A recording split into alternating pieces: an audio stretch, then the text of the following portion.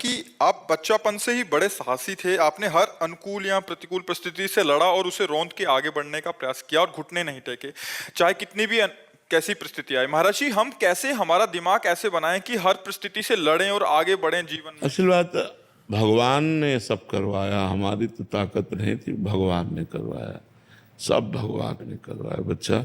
हम मतलब सच्ची कह रहे हैं, हम कोई भाव की बात नहीं कह रहे, हमसे भगवान ने करवाया।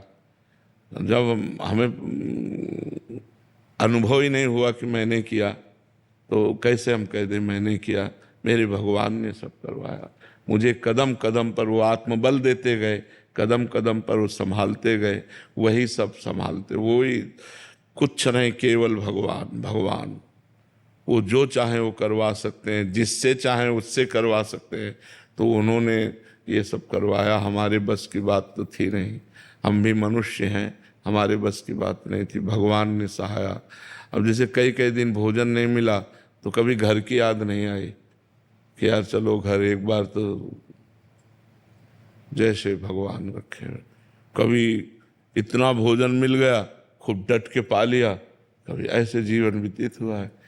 तो भगवान जैसे रखें वैसे बस रहने महाराज में। जी, हमें तो कोई भी अनुकूल या प्रतिकूल परिस्थितियां, मन का कोई भी क्लेश होता है, आपके समक्ष हम बता देते हैं और आपने सारी व्यवस्थाएं खान पान की सबकी। महाराज जी, आपके जीवन में तो बचपन से लेके कोई सानिध्य ही नहीं सुनने था। वाला ही नहीं था, किससे कहें? तो महाराज जी, उस स्थिति में आप कैसे, महाराज जी, अपने आप को कैसे संभालते थे? भगवान, यही तो कह रहे, उस समय भगवान अंदर से संभालते, तब भी महाराज जी दृढ़ आश्रय था। बिल्कुल भगवान संभालते थे।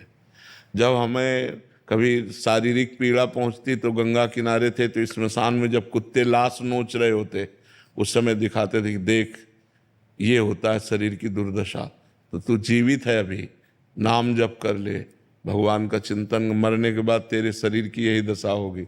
घोर वैराग्य में जीवन, अपने आप विचार आते थे। अपने आप विचार, वो वही, तभी तो इससे कह रहे हैं कि भगवान ही सब करते हैं, वही संभालते हैं, वही। महाराज जी, अभी भी आपका एकांत का मन होता है? हाँ, मतलब कोई ना देखे आपको, ना, कोई भीड़? हमारे मांग जो अंदर की है कि जैसे गंगा का किनारा है, यमुना का किनारा है, हम अकेले टहल रहे हों, अकेले चुपचाप हों, बस रात दिन ऐसे शांत एकांत, बस किसी से कोई मिले ना, कोई मतलब ना, बस ऐसा बंद कर दो। मन की मांग ये है। मतलब नदी और लता, ये दो बहुत प्रिय है। क्योंकि बचपन से गंगा का किनारा सेवन किया ना, तो धाराजू को देखना कि गंगा जी का इतना पाठ लंबा चौड़ा, खूब खूब जल को देखना, और एकांत, लताएं जल को छू रही हैं ऐसे खूब, तो एकांत शांत बैठे लहरों का दर्शन करना, उसी में भगवत चिंतन में डूबना, ऐसा।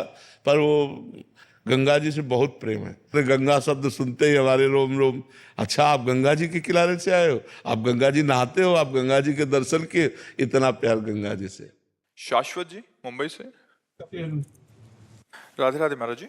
महाराज जी, जैसे कि आपने पहले भी बताया कि मन पे 3 गुणों का प्रभाव होता है, सतोगुण, तमोगुण और रजोगुण। महाराज जी, कच्चा साधक इन तीनों गुणों में भेद कैसे कर पाए कि उस पर कौन सा गुण? जिस समय हमारा मन करुणा से युक्त हो, भगवत चिंतन की तरफ इच्छा हो, संसार से वैराग्य की भावना हो, पवित्र विचार उत्पन्न हो रहे हों, इंद्रियों को भोगों का आकर्षण न हो, तो समझना चाहिए सतोगुण चल रहा है। शास्त्र स्वाध्याय में रति, भगवान के नाम गुण लीला में रति, परोपकार में रति, ये सब सतोगुण के लक्षण हैं। और जब इंद्रियों के भोगों की प्रबल लालसा हो, षड विकारों का तांडव अंतःकरण में हो रहा हो, काम क्रोध लोभ मोह मद मत्सर, धन प्रिय लग रहा हो, मान प्रिय लग रहा हो, तब समझना चाहिए कि रजोगुण बढ़ रहा है हमारे अंदर। और जब निद्रा, आलस्य, प्रमाद, हिंसा, द्वेष, ऐसी भावनाएं प्रकट हो रही, तब समझना चाहिए तमोगुण बढ़ रहा है। लेकिन इन तीनों गुणों का अतिक्रमण करके गुणातीत होने के लिए भगवान का नाम गरज रहा है। यदि हर गुण की परिस्थिति में नाम जप करोगे तो गुणों पर विजय प्राप्त कर लोगे। जैसे तमोगुण बढ़ रहा है तो फिर कीर्तन करना चाहिए, क्योंकि तमोगुण की स्थिति में चिंतन नहीं हो सकता, मानसिक जप नहीं हो सकता। जब रजोगुण बढ़ रहा हो तो सत्संग सुनना चाहिए, बड़े बड़े महापुरुषों के वचनों का जब हम श्रवण करते हैं तो रजोगुण का नाश होता है, और जब सतोगुण बढ़ रहा होता है तो अपने आप भागवतिक प्रवृत्ति आती है। तो सतोगुण तभी बढ़ता है जब हमारा भोजन सात्विक होता है, जब हमारा दर्शन सात्विक होता है, जब हमारा संग सात्विक होता है, जब हमारा पेय पदार्थ सात्विक होता है। अब जैसे ये सब रंग बिरंगे में जो पानी आते हैं, हाँ, ये सब रजोगुण तमोगुण बढ़ाने वाले हैं। बाजार का जैसे बना हुआ पदार्थ है वो रजोगुण तमोगुण बढ़ाए।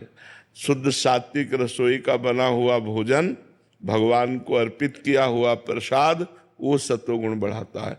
तो अगर हम तमोगुण रजोगुण पर विजय प्राप्त करना चाहते हैं तो हमारा पहनावा, हमारा खान पान, हमारा दर्शन, अब रजोगुण का मूर्तिमान स्वरूप मोबाइल सबके पास रहता है। अगर मोबाइल से सत्संग सुनो तो सतोगुण बढ़ा सकता है, नहीं तो अगर संसारिक चित्र देखो, गंदी बातें देखो तो रजोगुण तमोगुण को बढ़ाएगा।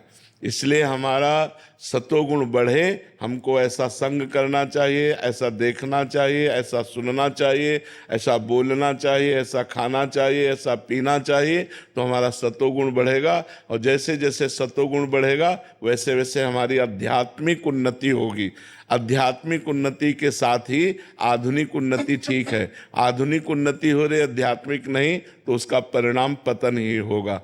आध्यात्मिक के बिना आधुनिक उन्नति टिक नहीं सकती है, क्योंकि हमसे ऐसे अपराध बन जाएंगे जिनके कारण हमारी आधुनिक सुविधाएं भी छिन जाएंगी। इसलिए आध्यात्मिकता, शास्त्र स्वाध्याय, संतों की वाणी का मनन और आचरण में उतारना ये अत्यंत आवश्यक है। तभी ये रजोगुण तमोगुण का क्षय हो जाता है और सतोगुण बढ़ता है।